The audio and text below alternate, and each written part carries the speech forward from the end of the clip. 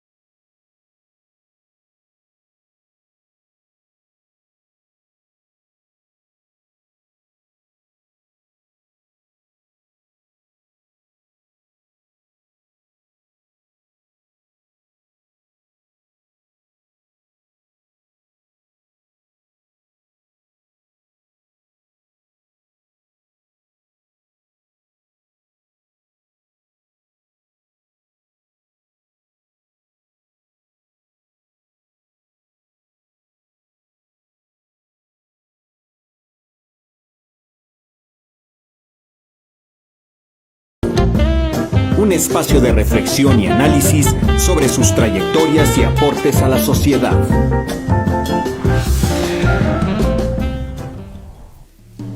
Cadena Radio MX presenta Retrato Íntimo.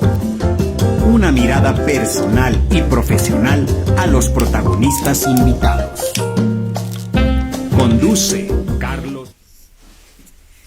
¿Qué tal? Muy buenas tardes, bienvenidos a su programa Retrato Íntimo, Reflejos del Ser Sin Filtro. Yo soy Carlos Mitru y bueno, ya estamos con otro programa más, por supuesto, aquí en Cadena Radio, Cadena Política.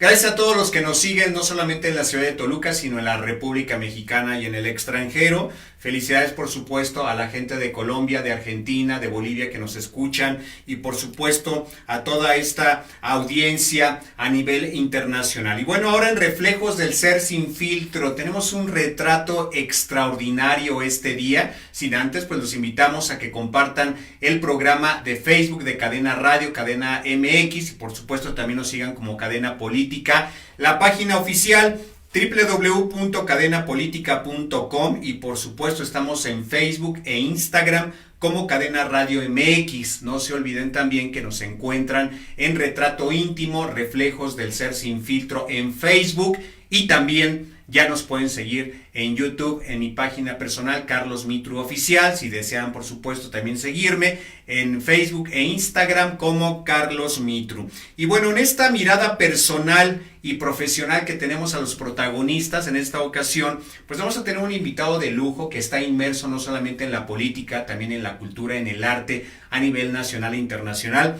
Él es el maestro Jorge Toribio y Cruz de Montiel. Él es escritor, historiador e investigador, y el tema que me llama muchísimo la atención: raíces políticas de Atlacomulco. ¿Qué hay detrás precisamente de este gran amigo, gran artista y por supuesto gran político? Porque hacer política empieza también desde nuestra casa. Mi querido amigo y maestro, bienvenido acá con nosotros a Cadena Radio, Cadena Política. Bienvenido.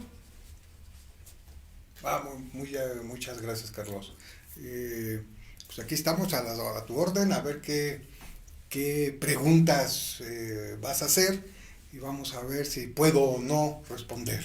Yo creo que vas a responder, mi querido maestro, todas las preguntas de Retrato Íntimo, porque bien desmenuzar estas raíces políticas de Atlacomulco va a estar muy interesante. Así es que también agradezco a producción, a Jocelyn, a nuestro máster Fausto Muciño Durán por las facilidades para realizar este programa. Y bueno, para ti, ¿cómo empieza la carrera de Jorge Toribio y Cruz de Montiel en el ámbito político? Porque si bien yo creo que desde la infancia tuviste momentos muy importantes que dieron la pauta para acercarte a estos momentos de la política o incluso del arte, que estás incursionando no solamente en la escritura, sino también en obras de arte, en pintura. Sí, bueno, creo que algo que marcó mi vida, tendría 5 o 6 años de edad, cuando en la casa de mi abuelo iba entrando con mi madre, todos andaban vestidos de negro. Recuerdo mucha gente también vestida de negro, que me impactaba por la manera de ser. Eran, pues obviamente cuando uno es niño ve a las personas, sobre todo de edad, pues muy grandes, Entonces yo los veía como si fueran unos monstruos, unos gigantes, pero con unos semblantes específicos que se me quedaron muy impactados. Resultó que mi abuelo materno, Maximino Montiel Olmos, había fallecido y había una gran cantidad de personas, entre ellos pues grandes políticos de aquel entonces. Estoy hablando de 1974, cuando él falleció, el día de la Candelaria, un 2 de febrero. Obviamente, bueno, pues ya tomé conciencia de adulto, le platicaba yo eso a mi madre y ella me platicaba, me decía pues que era gente que entonces controlaba la política en el Estado de México y a nivel nacional. Y recuerdo personajes, pues porque yo los vi, me cautivaron mucho. Ella me decía, como Jan González, por ejemplo, que estuvo ahí presente porque mi abuelo lo inició en la política allá en Atlacomulco en la década de los 40. Entonces, eso se me quedó muy grabado. Parecía aquello una especie de, como el estilo la mafia, no sé, fue un sabor que me impactó de niño.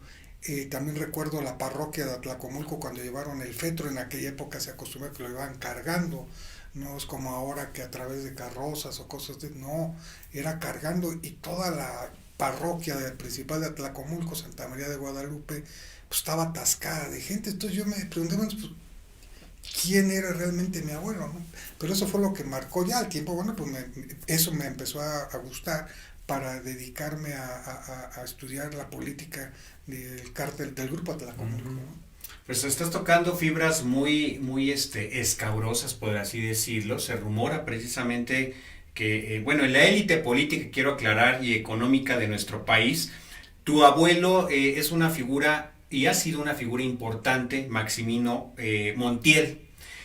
¿Qué hay de cierto? Bueno, ¿cómo se dio primero? Antes de entrar en algunas preguntas que tengo, ¿cómo visualizaste a tu abuelo desde muy niño y cómo fue cambiando el concepto de tu abuelo? Porque si bien formó parte importante de un grupo, el famoso grupo Atlacomulco, ¿cómo fue cambiando, para bien o para mal, esa imagen que tenías de tu abuelo? Fíjate que entonces cuando yo tenía esta edad, 5 o 6 años, todavía mi abuelo pues estaba vivo. Íbamos los fines de semana a su casa, allá a Atlacomulco, y recuerdo que en los corredores de aquellas casas antiguas, que en medio tenían un jardín, un corredor, y luego seguían las recámaras, el baño, la cocina y cosas así. Siempre estaba llena de gente que incluso se quedaba a dormir allá en el corredor, pero me llamaba mucho la atención porque era gente humilde, eran campesinos, era gente trabajadores de allá de Atlacomulco, pero sobre todo yo de imaginar que eran campesinos, no obreros porque no había fábricas en el sentido del término, sino artesanos más bien, porque Atlacomulco tenía una pequeña, se fabricaban por ejemplo los violines de madera como artesanías, y yo veía que se quedaban a dormir, pero también que estas personas iban entrando de uno en uno en el transcurso de la tarde a una especie de estudio que mi abuelo tenía, a donde entraban, yo no sé qué tratarían, y salían, y había muchos que lloraban, que entraban y salían. Pues yo decía, bueno, ¿qué es eso, no? Pues me extrañaba ver, por ejemplo, a mi familia bien arreglada, bien vestida, y de repente todo el cambio ahí mismo, ¿no? La gente muy humilde, te digo, la mayoría eran campesinos. Entonces mi madre al tiempo me comentaba que pues era gente del pueblo que iba a ver a mi abuelo para que le solucionase algunas cosas o pedirles algunas dádivas, porque según la historia, y eso tengo las grabaciones de la gente que ya con muchos años después yo entrevisté para armar parte de la historia de Tlacomulco, me platicaba que mi abuelo fue un líder de pueblos, que fue una gente que apoyó siempre a los malvestidos, a la gente del campo, que se preocupaba por ellos. Incluso hay fotografías donde aparece esto que te estoy platicando. Esto no lo estamos aquí nada más diciendo por decir. Testimonios de gente prudente, honesta, sensata, que conoció a mi abuelo y que eso me platica. Tu abuelo era un líder, dice, porque quería mucho a la gente del campo, a los artesanos, a los orfebres, etcétera. Incluso eso lo dejó, escribió, por cierto, Carlos Jan González, y él dice, Maximino Montiel lo recuerdo como un líder de pueblos, que la gente humilde lo seguía. O sea, Entonces, fue líder, perdón que te interrumpa, fue líder, ayudó, pero también se rumora que tu abuelo cometió un crimen de Estado. ¿Qué hay de cierto eso? sí, eso es, cargo con esos estigmas familiares desde el siglo XIX. Aparece mi tatarabuelo en segundo grado, o sea, ya ves que es abuelo, bisabuelo, tatarabuelo, y primer tatarabuelo y luego segundo tatarabuelo por parte materna. Se presume, según las investigaciones que muchos académicos han realizado, no yo, incluso de universidades del extranjero, en Estados Unidos, creo que la Universidad de San Diego, California, y se publicó un libro sobre un crimen en la época del virreinato, en donde presuntamente mi segundo tatarabuelo fue el autor intelectual. Ese crimen estalla precisamente en el momento exacto en que se levanta en armas el cura Hidalgo, allá en Atlacomulco. Mi familiar comete el crimen y asesina a otros contrincantes dentro del comercio. El asunto se convierte, fue tan grande que el entonces virrey de la Nueva España, ¿verdad? Pues hablan de que este crimen que se cometió pues fue uno de los más atroces en la historia del virreinato en México. Cuando me enteré de eso, bueno, pues te vas dando cuenta pues también de tus genes, ¿no? De dónde vienes, por qué se suscitaron ese tipo de cosas. Más de 100 años después, mi abuelo Maximino Montiel Olmos presuntamente estuvo implicado en un crimen de Estado. Se rumora, y según las investigaciones lo arrojan, pero sigue siendo esto un rumor, que tuvo problemas con el entonces gobernador del Estado de México, Alfredo Zárate Albarrán, porque Zárate Albarrán quería un cambio en la política de Atlacomulco, es decir, cambiar de grupo. Mi abuelo llevaba más de 20 años con el control de la política del área y el grupo Atlacomulco de aquella época, y quería una renovación, y mi abuelo no quería ceder a esa premisa de Zárate Albarrán. Zárate Albarrán lo manda a matar primeramente 2 veces, eso hay testimonio de esas cosas, y luego curiosamente mi abuelo hace una reunión con tinte gangsteril allá en Atlacomulco para solucionar aveniencias con el gobernador, y curiosamente después de esa reunión, a los 8 días, muere Zárate Albarrán. Fernando Ortiz Rubio, que fue el que lo mató, curiosamente estuvo en esta reunión porque era amigo del grupo Atlacomulco.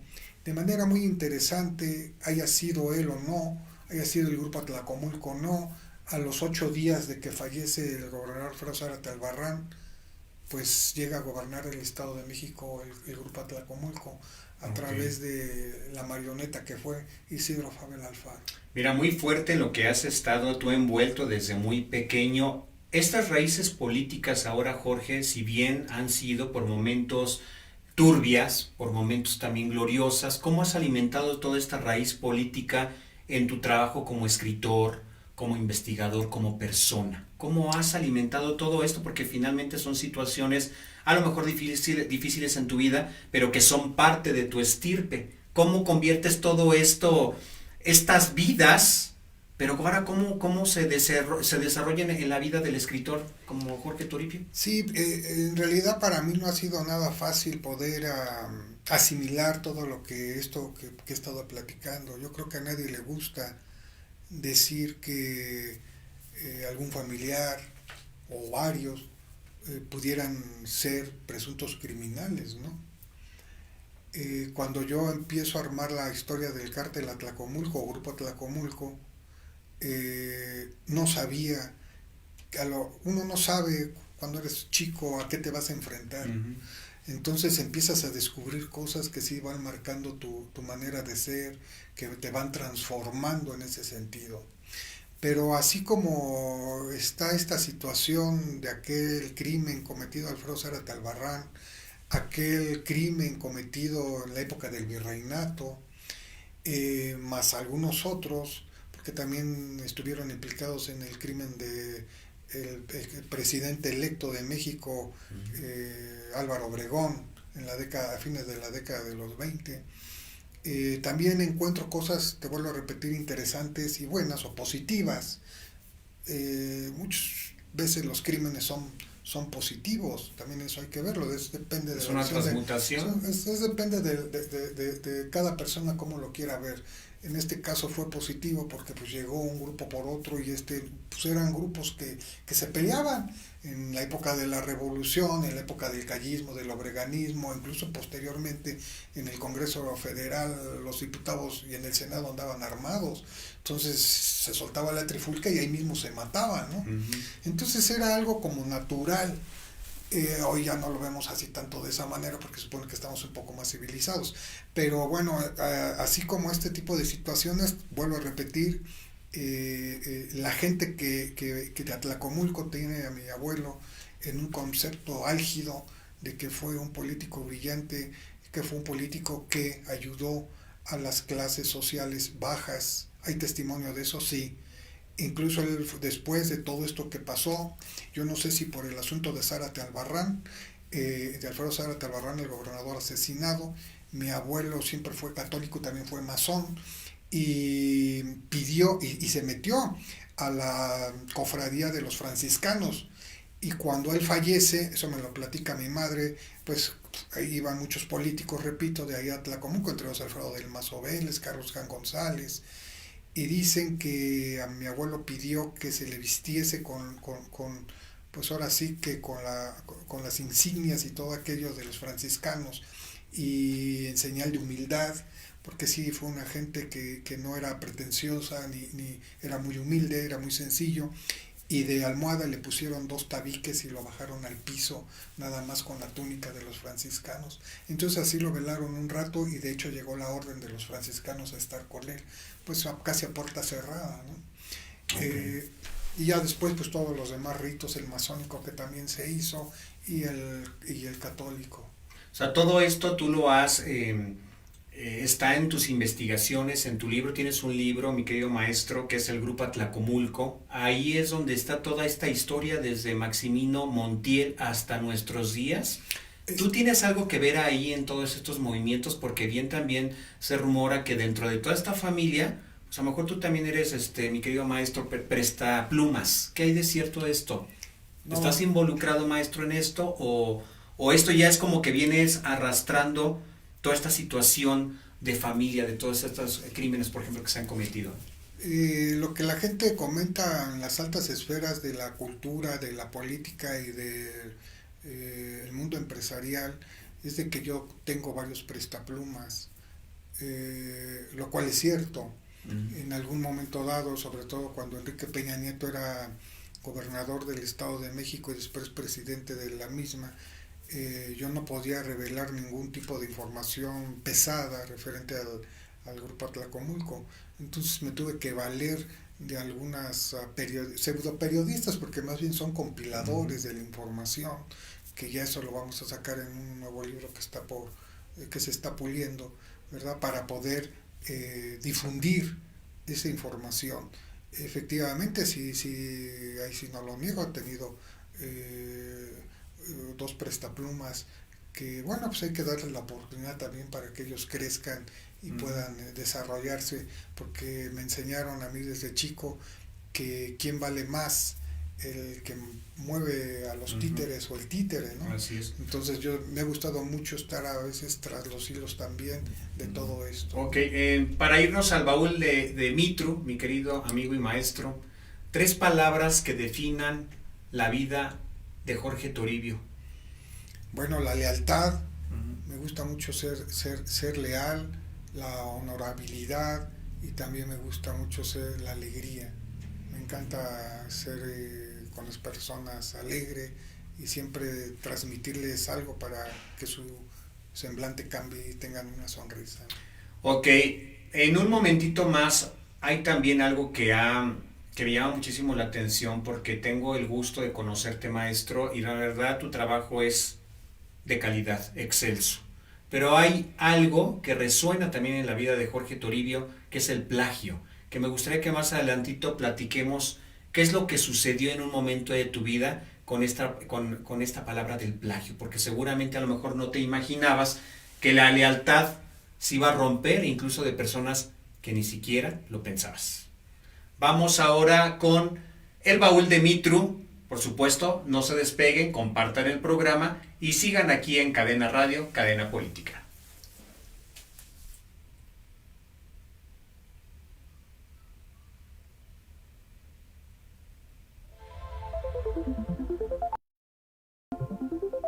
Dicen que el pasado no se va, que vive en los rincones de la memoria. En esta sección abrimos juntos el Baúl de Mitru, ese espacio íntimo donde guardamos momentos que nos marcaron. Hoy te invito a abrir ese baúl con nosotros.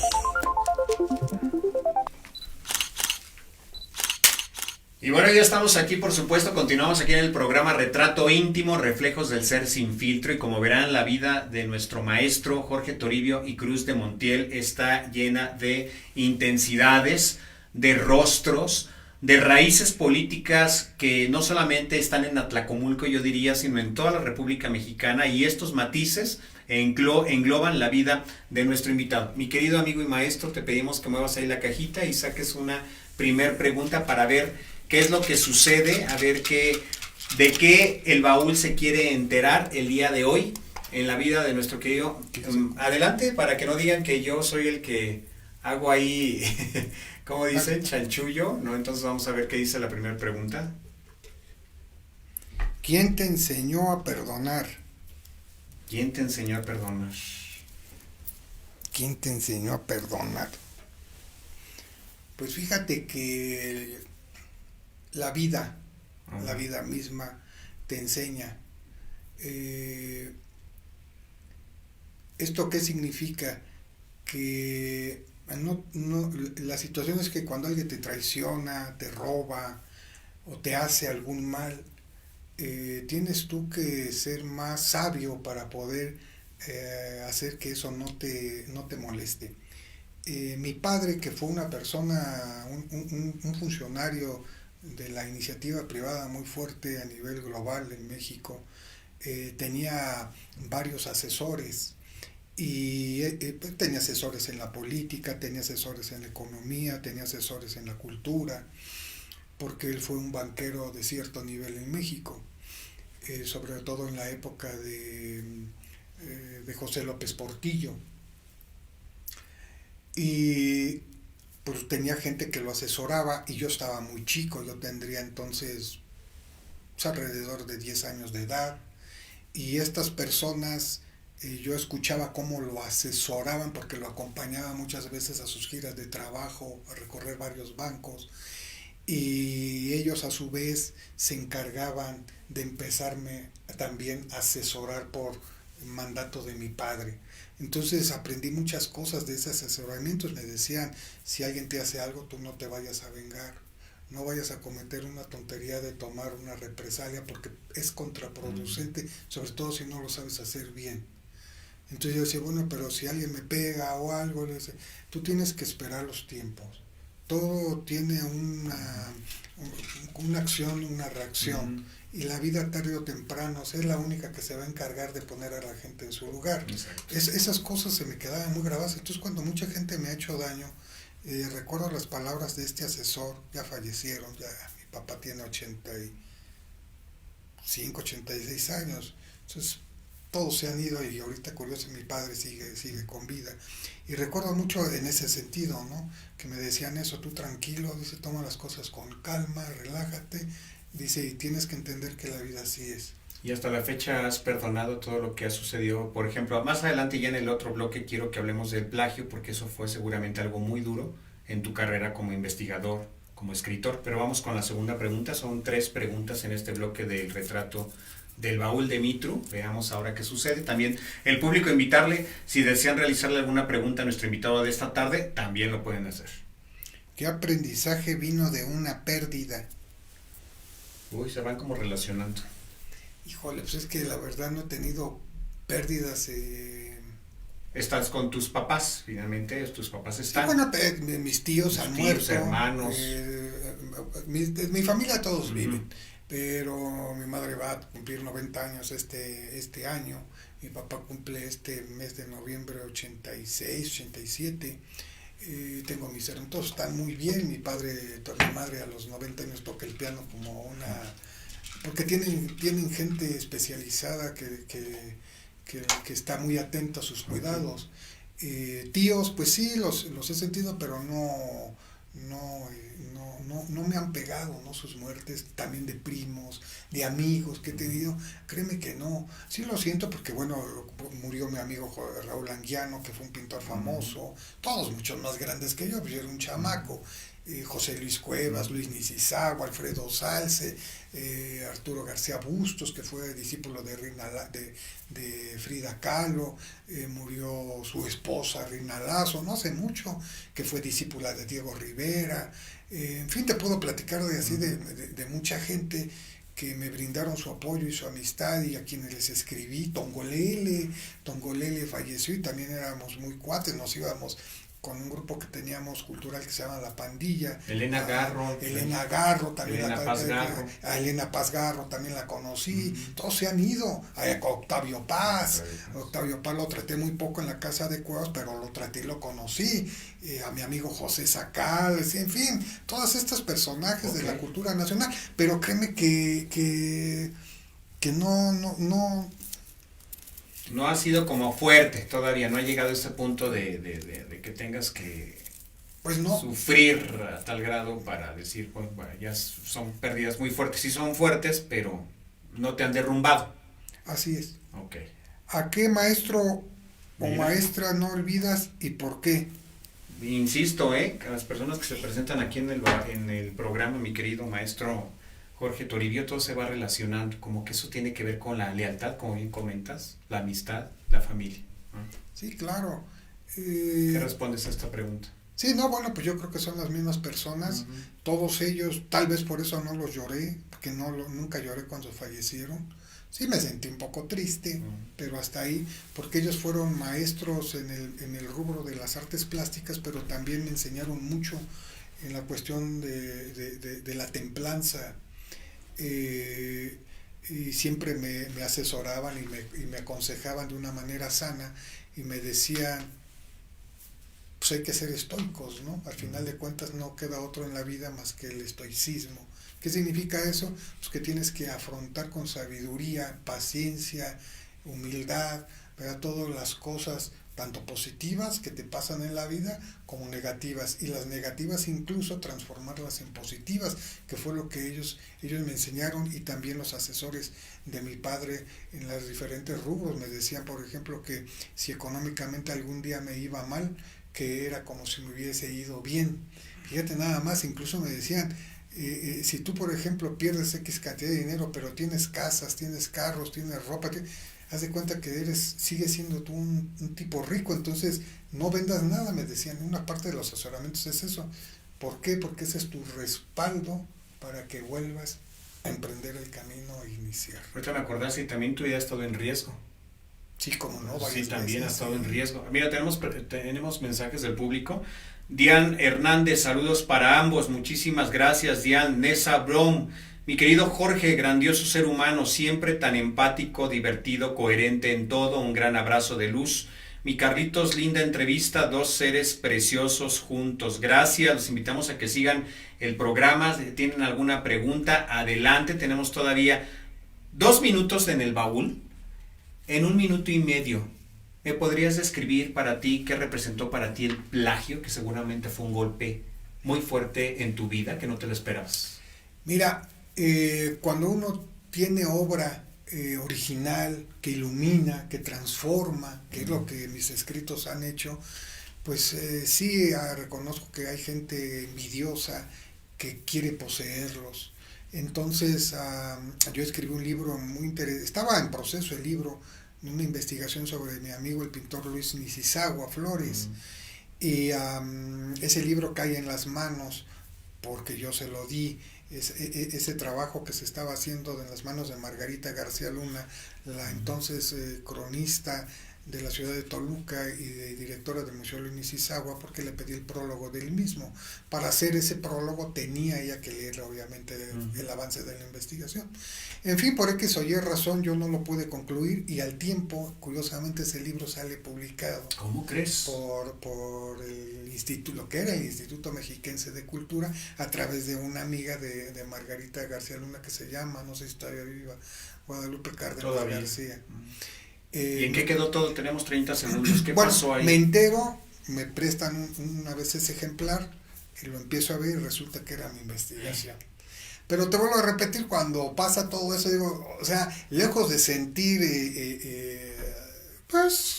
sentirme mal, me sentí muy tranquilo porque dije, ve, como algo que tiene mucha iluminación, que va a transmitir un mensaje interesante a la gente y que es un material de importar, te lo están robando, ¿no? Así es. Y sí, bueno, pues ya se resolvió todo el asunto, afortunadamente, pues... Ganaste. Claro, todo porque tuve que... ¿Y publicaste el libro tú después? Apenas no. estamos en... ¿Estás en el proceso? Así es. Bueno, pues vamos a cerrar el baúl.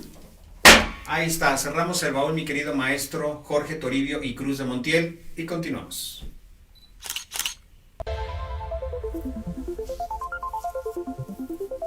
Dicen que el pasado no se va, que vive en los rincones de la memoria. En esta sección abrimos juntos el baúl de Mitru, ese espacio íntimo donde guardamos momentos que nos marcaron. Hoy te invito a abrir ese baúl con nosotros.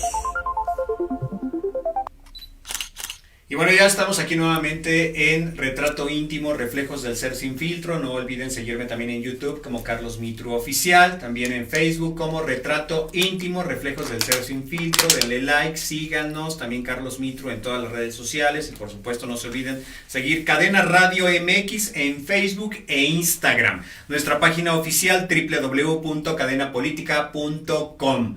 Y bueno, tengo una pregunta, que estamos hablando precisamente de este rollo del plagio, y ahora tengo esta pregunta. Se rumora que eres traficante de arte sacro. ¿Qué es cierto?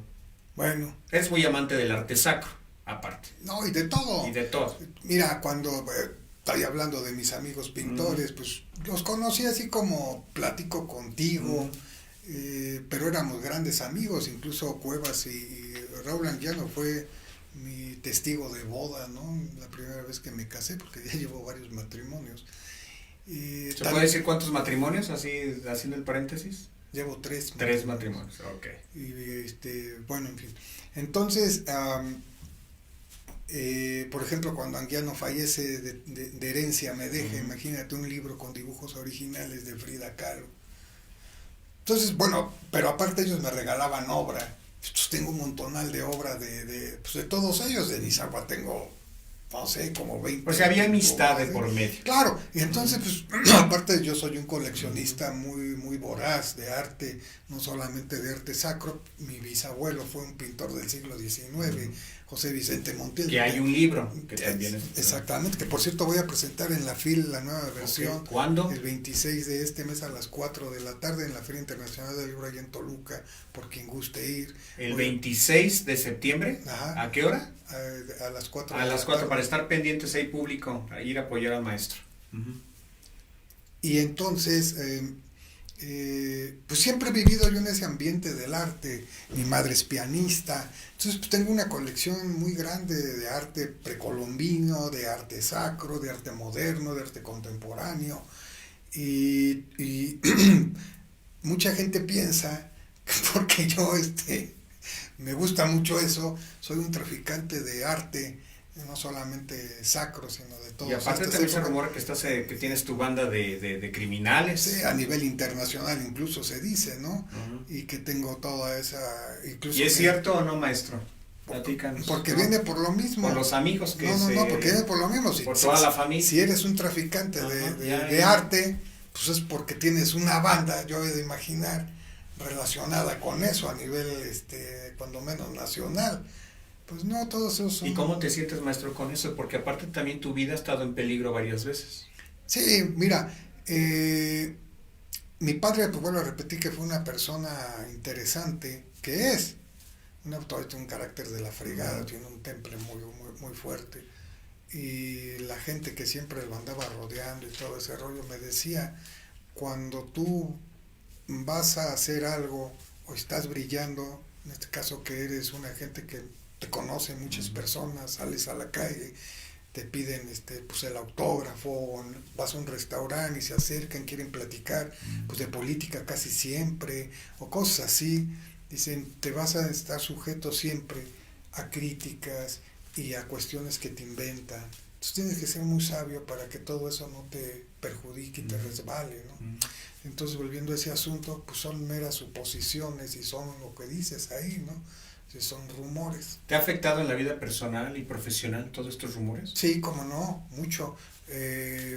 Por ejemplo, cuando recuerdo que el PAN conquistó el municipio de Toluca, me invitaron a una presentación del entonces alcalde, Juan Rodolfo Sánchez. En el 2009. Porque su mamá era muy amiga de mi mamá, okay. Y nos conocíamos él y yo desde chiquitos. Entonces me dijo, oye Jorge, quiero que vayas a la presentación y ahí va a estar hasta enfrente y va a tener la silla a tu lugar. Sí, Juan Rodolfo, muy amable. Pues ya llegó, ¿no? Al Palacio Municipal, al Salón de Cabildos, y recuerdo mucho que no me dejaban entrar, porque las personas que estaban ahí, aunque yo llevaba mi invitación, decían, no, tú eres fulano de tal, y tú eres del PRI, y tú eres familiar de los Montiel, y de los del Mazo, y de Peña Nieto. ¿Vienes de infiltrado? Pues, ¿qué haces aquí? Porque pues, pensaban que ya habían ganado, y que... Digo, no, le digo, miren, a mí me invitó el señor presidente municipal, pero pues, si no quieren, pues muchas gracias. Agarré y me salí, me di la media meta y me fui. ¿No te buscó después? No, sí, y entonces me dijo, oye, dice, estaba yo ahí, vi tu lugar vacío. Le digo, pues es que no me dejaron entrar. Sí, se molestó. Ya no sé qué pasó después, pero yo... Ok, y ya para casi concluir, mi querido maestro, yo creo que vamos a hacer otro programa contigo, vamos ahorita a Contraluz, pero antes de la poesía, he leído tu poemario, un poemario que incluso para otros escritores puede ser irreverente, fuera de lugar. ¿Cómo consideras tu poesía y quiénes son tus escritores, tus poetas que de alguna forma llenan esa parte dentro de la poética? ¿Y por qué la consideras tu poesía panfletaria o de protesta? Es una poesía de un expresionismo visceral, muy crudo, con muchos tintes de surrealismo, porque me gusta mucho el surrealismo. Los poetas, a grosso modo, que me encanta, pues es Bukowski, por ejemplo, Rilke, también Pier Paolo Pasolini, Eros Alessi, que también es italiano, murió muy joven, se suicidó, creo que no llegó ni a los 20 años Eros Alessi, y pues los clásicos también, Sor Juana también me gusta. Entonces, ¿cómo es mi poesía? Bueno, pues es una poesía cruda, repito, que le canta a la vida, a la tristeza, a la amargura, porque en ese canto encuentro mucha alegría. Mi poesía es muy oscura, pero recuerda que la oscuridad también tiene mucha luz, y tiene un lado también alegre. Lo mismo, hay poetas que le cantan mucho a la alegría, ¿no? Es decir, se van por el otro camino, pero deben de recordar que todos los poemas o la poesía en sí, como las canciones, la música, absolutamente todo, tiene ese sabor agridulce, ¿no? Perfecto.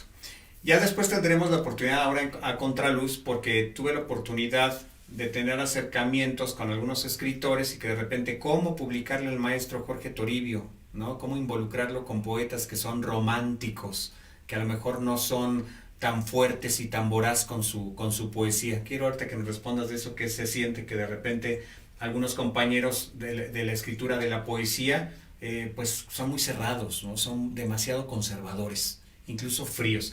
Vamos a Contraluz para conocer un poco más ahora esta parte no solamente oscura, sino también esta parte infantil, esta parte de luminosidad de nuestro invitado de esta tarde.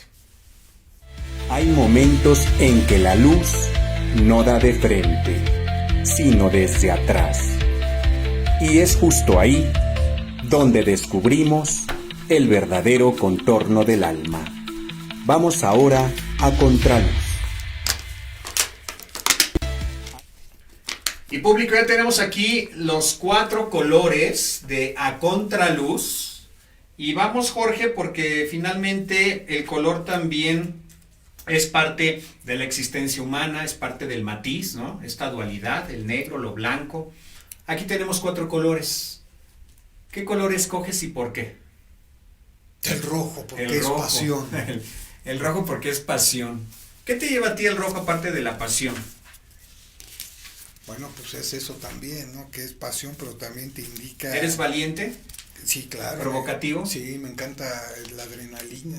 O sea, de hecho, todos mis libros están cargados de eso, de adrenalina. No puedo concebir una investigación o un poema o una obra de arte si no tiene esa descarga. Una vez un poeta que es muy importante en la literatura mexicana, que fue mi maestro, seguramente tú lo conociste, Guillermo Fernández. Ay, no, pues es que él, de verdad, mis respetos, el maestro en paz descanse. Que lo asesinaron. Claro, sí. No sé por qué, pues nosotros sabemos por Sí, qué, digo, sí, pero sí. en fin, y él tradujo obra de Pier Paolo Pasolini por la UNAM, por ejemplo. Fue reconocido a nivel internacional Sí, también sí, por su trabajo como poeta y como traductor. Sí, era un chingón. Claro. Ay, perdón por la expresión. No, sí, claro. Entonces él nos decía, he tenido grandes maestros, fíjate. Y cuando te digo también, cuando me enteré que falleció, pues sí lo Fue sentí, muy, pero... muy duro. Sí, pero, Okay. pero bueno, decía, mira, dice, no, a todos, no nomás a mí, todos los que estábamos ahí en clases, para que una obra impacte, te debe de golpear a la primera vez. Okay. Si hay persecución en la vida de Jorge Toribio, ¿hay más arte? ¿Hay más escritura? ¿Hay más creación? Claro, por Ok, supuesto. bueno, vamos con las preguntas. Del 1 al 10, ¿qué número? El 10. El 10. ¿Qué historia tuya no contarías nunca, pero deberías saberse? Algún crimen. Órale, qué fuerte. Algún crimen. Lo dejamos con eso. ¿Qué otro color? El azul. El azul. ¿Eres panista? No, que voy a ser pan, ya no le voy a ningún pan. Ni no eres apartidista. Sí, De plano. sí. Ok, claro. vamos con el azul. Porque A el ver qué azul nos va a ser dice el así. azul. El azul es reflexión, profundidad y honestidad. Viene en toda la entrevista, estábamos hablando de la lealtad y la honestidad. Aquí son preguntas íntimas, Jorge, filosóficas e incluso emocionales en tono suave. ¿Qué número eliges? A ver, el 1. El 1. Uy, a ver. ¿Qué cambiarías de ti por solo 24 horas? Sé sincero y al grano. Nada. ¿Nada? No. O sea, ¿estás contento Me con encanta quién eres? como soy, sí. En todos los sentidos. ¿Qué es lo que más Física, amas de Jorge? ¿Qué es lo que más amas de ti? Una de todas las aristas, ¿cuál es una de ellas que amas de ti? El nivel de profundidad para conocer las cosas. Para ti, ¿qué significado tiene la filosofía en la vida de Jorge? No, pues es así como una premisa que me rige. Ok. Perfecto, y ya estamos por concluir. Tenemos 3 minutitos nada más. Te voy a regalar otro color porque me interesa saber un poquito más de Jorge. ¿Qué color? El amarillo, El amarillo. ¿Eres periodista? Dios me libre. No, tampoco. El amarillo, Jorge. ¿Qué te representa para ti el amarillo? Me representa la luminosidad, la vida, el canto por la existencia. Ok, bueno, pues ya tenemos un minuto, pero quiero decirte que efectivamente aquí en el baúl se conoce un poquito más, perdón, en retrato la vida de los personajes. Tienes humor, el amarillo es de humor, espontaneidad y también es absurdo. ¿Te consideras absurdo? No, No. Ok, del 1 al 10. el 5. El 5, ¿qué mentira piadosa has repetido muchas veces? ¿Y por qué? Qué mentira piadosa. Híjole, yo creo que ninguna mentira. Ninguna. No. Eres de una sola pieza. Pues nunca no, sabes que no concibo la mentira como algo que te rija. Ok. O dices las cosas o para qué estás ahí jugando, ¿no? ¿Qué representa para ti la familia, el apellido Montiel y todo lo que representa el grupo Atlacomulco? Bueno, es un sinónimo de fuerza, de poder y de élite política de hace más de 100 años en el Estado México a nivel nacional también. Ok, perfecto. Y ya para cerrar, con una palabra, ¿cómo te defines? ¿Y cómo sería la frase favorita de Jorge Toribio y Cruz de Montiel? La frase favorita es haz el bien, que es muy clásica, sin mirar a quién. ¿Y tu palabra? Una palabra que me gusta. Que te defina como persona. Templanza. Templanza. Ok, Jorge, para la gente que quiere saber un poquito más de ti, de tu obra, mencionaste Filem hace un momentito, si nos puedes repetir también nuevamente el horario, qué libro se presenta y dónde están, cuáles son tus redes sociales para que podamos seguir tu trayectoria. Bueno, pues no, nada más tengo Facebook. Facebook. Nada más tengo Facebook. Y voy a presentar la nueva investigación que se llama José Vicente Montiel, pintor de Real Corte Imperial Pueblerina, un pintor de Atlacomulco del siglo XIX, y vamos a sacar ahí pues, todos sus trapitos también de él al sol y toda su biografía, ¿no? Las partes más cruciales. Va a ser el día 26 de septiembre a las 4 de la tarde en la FIL-LEM, aquí va a ser en la ciudad de Toluca, en la Plaza Fray Andrés de Castro. En la Plaza Fray Andrés de Castro. Sí, ya no va a ser allá por el aeropuerto. No, ya no.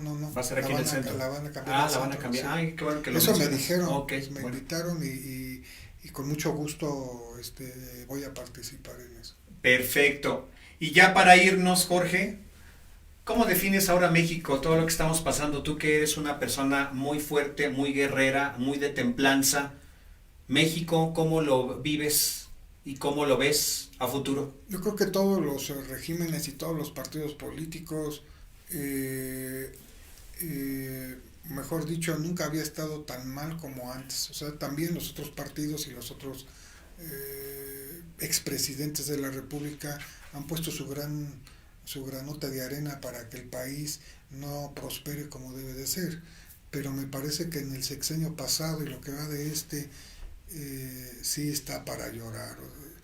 Yo nunca había visto presidentes tan ineptos y tan cobardes, con evidencias que están desenmascarando los periodistas acerca, por ejemplo, de asuntos relacionados con el narcotráfico y eso, en donde están implicadas personajes, entre comillas, de la vida política nacional, ¿verdad? Pues no sean enjuiciados y al contrario están siendo protegidos ya de manera pública. Perfecto. Por la presidenta de México. Pues sí, pues tenemos la señora presidente, ¿verdad? O la señora presidenta que es la que está ahora en México, pero bueno, ya para irnos que nos pasamos un poquito de tiempo, ¿el arte para ti cómo lo defines?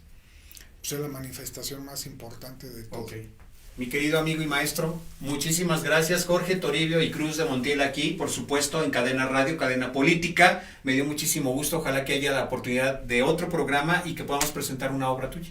Claro que sí. ¿Sale? Bueno, pues síganos todos los jueves en punto de las 5 de la tarde. Aquí no se olviden en Cadena Radio. Agradecemos en controles técnicos a Jocelyn Martínez, por supuesto, a nuestro máster Fausto Musillo Durán. Y no se pierdan porque en punto de las 6 está Monse Díaz. Seguimos con la programación. Nos vemos la siguiente semana. Hasta la próxima.